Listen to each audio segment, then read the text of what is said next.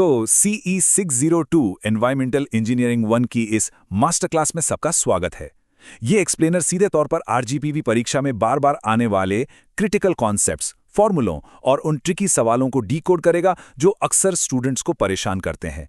एक प्रोफेसर के नजरिए से तैयार किया गया ये सेशन एग्जाम की तैयारी को एकदम सॉलिड बना देगा।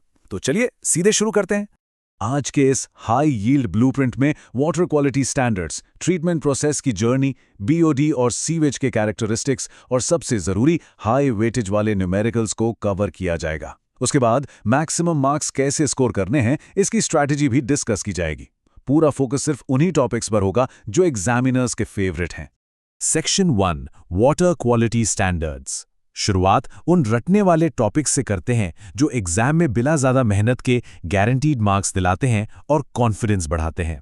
ये BIS परमिसिबल लिमिट्स सिर्फ रैंडम नंबर्स नहीं हैं, ये एग्जाम के लिए एकदम सोना है। TDS 500, आयरन 0.3, फ्लोराइड 1.5 और आर्सेनिक 0.01 मिलीग्राम पर लीटर। अक्सर मल्टीपल चॉइस या शॉर्ट क्वेश्चंस में एग्जामिनर सीधे सीधे यही वैल्यूज पूछ लेते हैं, तो इस टेबल को एकदम दिमाग में बिठा लेना है। अब आगे बढ़ने से पहले एक क्विक रिकॉल करते हैं। पब्लिक वाटर सप्लाई के लिए थ्रेशोल्ड ऑर्डर नंबर यानी TON क्या होना चाहिए? इसका जवाब है ये मैक्सिमम 3 से ज्यादा नहीं होना चाहिए। इस तरह के छोटे छोटे फैक्ट्स सीधे सीधे 1 या 2 नंबर आसानी से पक्के कर देते हैं। यूट्रिफिकेशन अक्सर इसे टर्बिडिटी के साथ कंफ्यूज कर दिया जाता है, जो कि एक बहुत कॉमन मिस्टेक है। लेकिन ध्यान रखना है कि ये स्पेसिफिकली न्यूट्रिएंट्स की ओवरलोडिंग से जुड़ा है। जब पानी में नाइट्रोजन और फास्फोरस बहुत ज्यादा बढ़ जाते हैं तो शैवाल या एल्गी बहुत तेजी से फैलते हैं। आंसर शीट में इस डिफरेंस को क्लियर करना बहुत जरूरी है। मोस्ट प्रोबेबल नंबर या MPN। यहां क्रूशियल पॉइंट ये समझना है कि पुराने ई कॉलाई इंडेक्स को MPN ने क्यों रिप्लेस किया।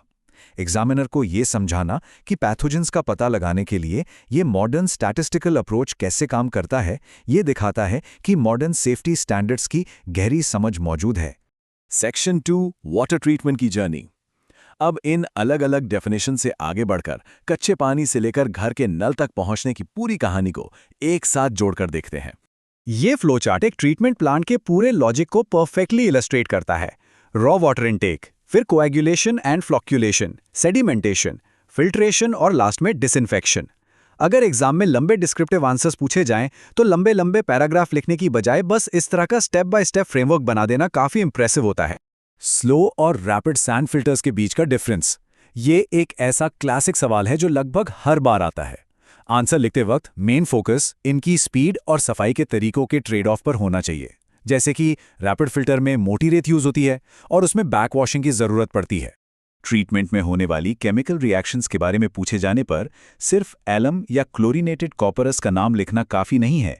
असली नंबर तब मिलेंगे जब ये बताया जाएगा कि फिटकरी यानी एलम पानी की नेचुरल एल्कलिनिटी के साथ कैसे रिएक्ट करता है ताकि सेडिमेंटेशन की प्रोसेस फास्ट हो सके। सेक्शन 3 BOD और सीवेज के कैरेक्टरिस्टिक्स। चलिए अब वेस्ट वाटर की तरफ चलते हैं। ये पूरे सिलेबस का शायद सबसे ज्यादा कॉन्सेप्चुअल और हैवी हिस्सा है जहां बहुत ध्यान देने की जरूरत है। बायोलॉजिकल ऑक्सीजन डिमांड या BOD वेस्ट वाटर पॉल्यूशन को नापने का ये एकदम फाउंडेशनल मेट्रिक है। ये सीधा सीधा बताता है कि पानी में मौजूद ऑर्गेनिक मैटर पानी की कितनी ऑक्सीजन को कंज्यूम कर रहा है।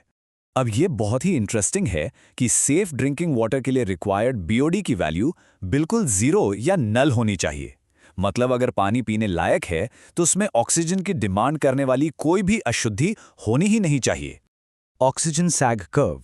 जब किसी नदी में सीवेज डिस्चार्ज होता है तो डाउनस्ट्रीम में ऑक्सीजन का लेवल कैसे गिरता है और फिर कैसे रिकवर होता है, ये कर्व वही ट्रैक करता है। एग्जाम में इस कर्व टू ड्रॉ करना और उसमें डीऑक्सीजनेशन कांस्टेंट KD और रीएरेशन कांस्टेंट KA को सही से लेबल करना मैक्सिमम मार्क्स सिक्योर करने का एक बहुत ही इफेक्टिव तरीका है। सेक्शन 4 हाई वेटेज वाले न्यूमेरिकल्स। थियरी तो हो गई, अब बात करते हैं कैलकुलेशंस की। न्यूमेरिकल्स से घबराना नहीं है क्योंकि असल में सबसे आसानी से फुल मार्क्स इन्हीं से मिलते हैं। चलिए इनके पीछे के लॉजिक को ब्रेक डाउन करते हैं। 5 डे BOD कैलकुलेट करने वाला ये स्पेसिफिक फॉर्मेट रीसेंट पेपर्स में कई बार रिपीट हुआ है। इनिशियल DO 8.4 है, फाइनल DO 3.8 है और डाइल्यूशन फैक्टर 20 दिया गया है।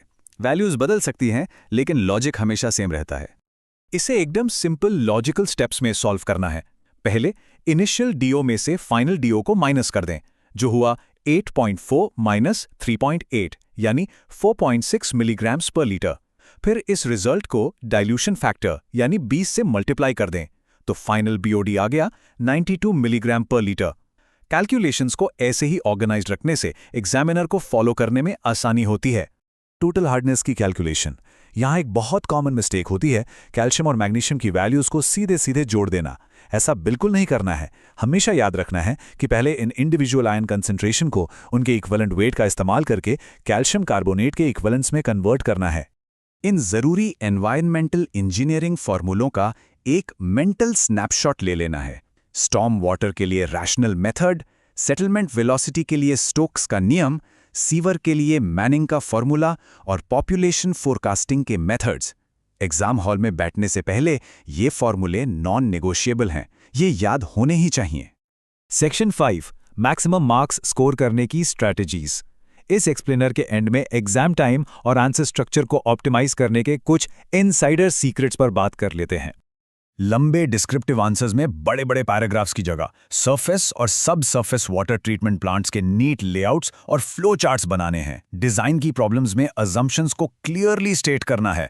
और हाँ, फाइनल न्यूमेरिकल्स में यूनिट्स जैसे MLD या mg/l को डबल चेक करना कभी नहीं भूलना है। ये छोटी छोटी बातें ग्रेडर का काम आसान करती हैं और फाइनल स्कोर बढ़ा देती हैं।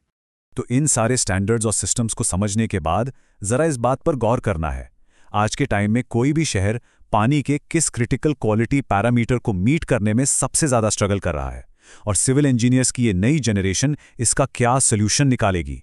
CE 602 एग्जाम के लिए बहुत बहुत शुभकामनाएं। हमेशा ये सवाल करते रहना है कि एनवायरमेंटल इंजीनियरिंग के ये प्रिंसिपल्स हमारे पब्लिक हेल्थ के फ्यूचर को कैसे बिल्ड करते हैं।